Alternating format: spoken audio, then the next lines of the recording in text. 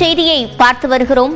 தேமுதிகவுக்கு Rajya Sabha seat தருவதாக அதிமுக கூறியது உண்மை என்று தேமுதிக பொருளாளர் எல்.கே. சுதீஷ் தற்போது நாளேடு ஒன்றுக்கு அளித்த பேட்டியில் தெரிவித்திருக்கிறார்.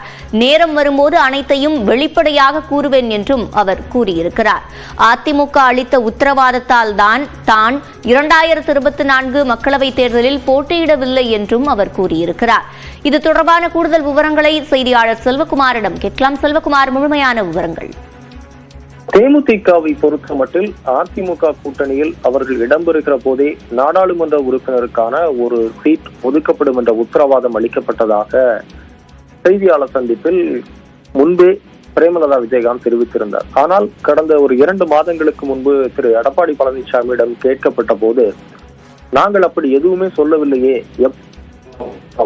நாங்களா என்ற ஒரு கேள்வியை எழுப்பினார். இது கூட்டணிக்குள் ஒரு சலசலப்பை ஏற்படுத்தியது. இந்த சூழலில் அதிமுக தேமுதிகவுக்கு ராஜ்யசபா கொடுப்பதில் விருப்பமில்லை என்பது தெளிவாக தெரிய வந்தது. இந்த சூழலில் தான் தற்போது நாளிதழ் ஒன்றுக்கு எல்.கே. சுதீஷ் அளித்துள்ள பேட்டியில் 2024 மக்களவைத் தேர்தல் வரைக்கும் அதிமுகவோடு கூட்டணியில் இருந்திருக்கிறோம் என்று அவர் சொல்லியிருக்கிறார். ஆனால் இப்போது இருக்கிறோமா இல்லையா என்று சொல்லவில்லை. 2024 தேர்தலில் பாஜக கூட்டணியை விட்டு அதிமுக விலகினாலும் கூட நாங்கள் அதிமுக கூட்டணியில் போட்டியிட்டோம். மீண்டும் அதிமுகவும் பாஜகவும் இணைந்திருக்கிறார்கள். இனி மீண்டும் அனைவரும் ஒன்றிணைய வேண்டும். தேமுதிக அந்த கூட்டணியில் தொடர்வதா வேண்டாமா என்பதை பொதுச் செயலாளர் பிரேமலதா விஜயகாந்த் உரிய நேரத்தில் முடிவு செய்வார் என்று குறிப்பிட்டிருக்கிறார். எனவே ராஜ்யசபா சீட் தருவதாக முன்னரே வாக்குறுதி கொடுத்தார்களா என்ற கேள்வி எழுப்பப்பட்ட போது உறுதியாக வாக்குறுதி கொடுத்தார்கள். முழுக்க இது ஒரு உண்மை. நேரம் வரும்போதே அனைத்தையும் வெளிப்படையாக சொல்வேன் என்று எல்.கே. சுதீஷ் குறிப்பிட்டிருக்கிறார். எனவே ராஜ்யசபா பெறுவதில் அவர்கள் உறுதியாக இருக்கிறார்கள். ஆனால் அதிமுக ராஜ்யசபாவை தேமுதிகவுக்கு கொடுக்குமா என்ற ஒரு கேள்வி எழுந்திருக்கிறது.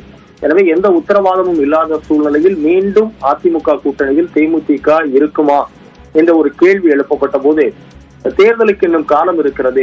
ஜனவரி மாதம் கடலூரில் நடைபெறக்கூடிய மாநாட்டில் கூட்டணி குறித்து திருமதி பிரேமலதா விஜயகாந்த் முடிவுகளை அறிவிப்பார் என்றும் சொல்லியிருக்கிறார்.